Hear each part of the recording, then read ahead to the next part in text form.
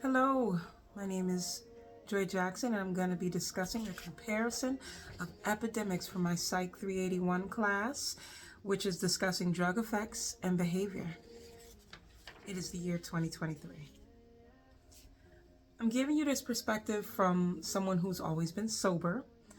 Not sober because of this, but sober because I lived an inner city life here in Bridgeport, Connecticut. And one thing that it has taught me living here is that I do not want to be a part of that world, nor my future, nor my children whenever I'd have one. And to this day, I'm glad that that was a decision that I made. So America suffered two identical epidemics, drug epidemics, not COVID. So one was realized in the late 1970s, and then consecutively right after that, the other was realized. They declared it in the low 2010s, but it really started cultivating immediately after the first one ended back in 1997. The first pandemic, we hear so much about it nowadays with all the documentaries that are going out and really informing us. And then movies, music, some of the movies that I wanted to talk about was a show, Snowfall. Who does not know Snowfall? And right now, that show, it literally just ended this week, and it was about the rise of the crack pandemic or epidemic in urban neighborhoods of California. And they used a young black man to further that narrative, and it plagued us to this day. Unfortunately, it plagued him too. So no one made it out okay. And then there were other things that, on the flip side, that were condemning it and trying to get many to stay sober or as sober as you possibly can. And that was music such as The Message from Grandmaster Flash. All this is accessible on YouTube, and I'll try to add a link beneath this. And then Baseheads by Public Enemy. Under the Bridge by Red Hot Chillipeppers. These were popular songs that came out, each one after the other, just about the crack pandemic. Television, as I mentioned, is Snowfall, and then movies, epic, New Jack City. As much as we loved it, nobody wanted to be it because it did not have a great ending for anybody. So, right after that was a film called Fresh. New Jack City came out in 1991, and then Fresh right after it in 1994. What we found out later, and that's my peer-reviewed journal, is that the CIA, they actually covered it up, and they were the ones providing. This became common knowledge much, much, much after it was already obliterating America, unfortunately. And then I have one that is called The Response to the Opioid and Crack Epidemic. So in other words, how was this received? So this comparison is hopefully going to help you guys to understand the way, I'm sorry to say this, but my people, Black Americans, have understood it as an attack on Black America. And even the response was a further attack. Whereas the opioid pandemic, it was very few and far removed from the Black population, as it was an accidental epidemic that was brought on by prescribed or prescription drugs. And so if you didn't have the means or you didn't have health insurance, you were not affected by this early on. So of course, those affected looked very different from my family, from me, from everyone. And so that response, it was different. And just like anything else, people want to call you a conspiracist and say that you are, making it about the Black people. Sorry for all the air quotes, but let's be real, it kind of ended up being that way.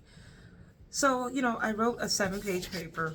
I'm not gonna read you guys that paper, even though it's super neat and cool, and I did my very best with my double space and 12 font.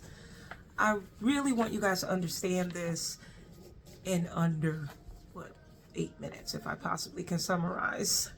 So as I already said, the epidemic, it took down America. It was for the people and unfortunately spread by the people. It was the original FUBU. That's the crack pandemic. And then later on, the opioids took down the other side. Everyone who thought that, the crackheads were not victims, but instead they were the criminals, victim shaming, let's just be real, they ended up getting the other side of it from the doctors, the people we trust. And the doctors did it for the same reasons the drug dealers did it. Greed. There was profit to be had. There was, a different life to be given to them. They weren't thinking of the repercussions.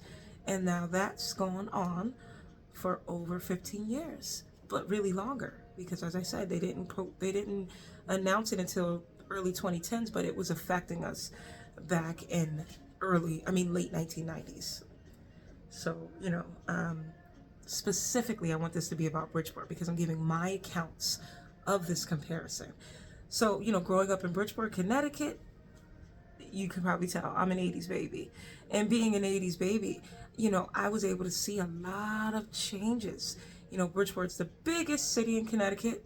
You have a population of well over 150,000. And a lot of times when you get cities that have a lot of people, you also have poverty. The other thing that takes away from Bridgeport and what it should be is the majority of the people who live in Bridgeport are renters. Now, I'm not saying that I'm above any of a renter. I think renters as well as homeowners are wonderful when they take care of their property. But as you know, becoming a renter, you like to say the landlord's job is to do this. So that took away from our landscape. A lot of renters, they let their properties look terrible, then they were high, and then they were abandoning their families. And this all came to pass because of crack. Fortunately for me, I grew up in a 2-family household. Both my mother and father had a lot of siblings, over 3. My mom had 3, my dad had 6. And they both had to take in their siblings because of the pandemic, the epidemics. Crack claimed the lives, not necessarily death, but very close to a lot of my aunts and uncles. But we were homeowners. And so the difference was we really saved face, and they saved us and shielded us from a lot of what was going on all around us. But it also meant they were susceptible to it. We always had an aunt or uncle moving in because they lost their belongings, because they philandered it away because of their habit. They had to support it. And that was going on widely across Bridgeport. The other thing is watching it from a child's perspective, that just seems so, this is an adult problem. And then as I grew up, it became my problem because my friends went from the children of drug addicts to the drug dealers. And then my female friends went from the children of possible rape or prostitution to actual prostitutes and hanging in the streets, so they were susceptible to rape. Again, I was in a double parent household, so I couldn't stay out late. I couldn't be in the streets. So I don't know if they meant to protect me from all that, but they did. But statistically, 10.4 million users were claimed in 1982. So it was my friends, their parents, their grandparents, aunts, uncles, cousins. That's my aunts, my uncles, my cousins. It was either crack or it was gangs. And that was our life. The streets looked like a war zone. Nobody owned anything. Nobody had businesses. My parents may have owned their homes and their cars, but we didn't have any businesses. We didn't have any excess money. We may not have been on welfare, but that made life even harder, where many just lived off welfare. And then we move on, and you did see some, improvement by 1996 when those numbers drastically dropped. As that statistic I gave you Those numbers, they then fell to 3.4 million users, which is wonderful. But by then in Bridgeport, we didn't see that. It was just about, okay, we don't see that aunt or uncle anymore. That friend that was selling drugs is now in jail. 16 years old, looked a lot different. For me, there were no businesses in Bridgeport. Schools had absentee rates that were through the roof, and it just was no improvement in sight. So that went on. When Reagan made that war on drugs, it really, of course, incarceration was always high for Black and brown people, but they made the penalty for crack sales so much worse than cocaine sales. And since crack was cheaper and I lived in the inner city, that's what everybody did. They sold and they used crack. So families were done. It's just by the grace of God that I could say I personally did not. But all of my friends, my cousins, I experienced it without having to experience it firsthand. So it hurt. And seeing it hurt. And then I became a target because, I'm not supposed to understand because we didn't have that directly in our family unit. Instead of people feeling like, oh, well, at least she doesn't. It was, more like, be quiet. You don't. And it was like, what? Anyway, so then we move on to the deaths. Fortunately, and I hate for this to sound the way it did, the crack pandemic itself didn't kill people as much as what was coming.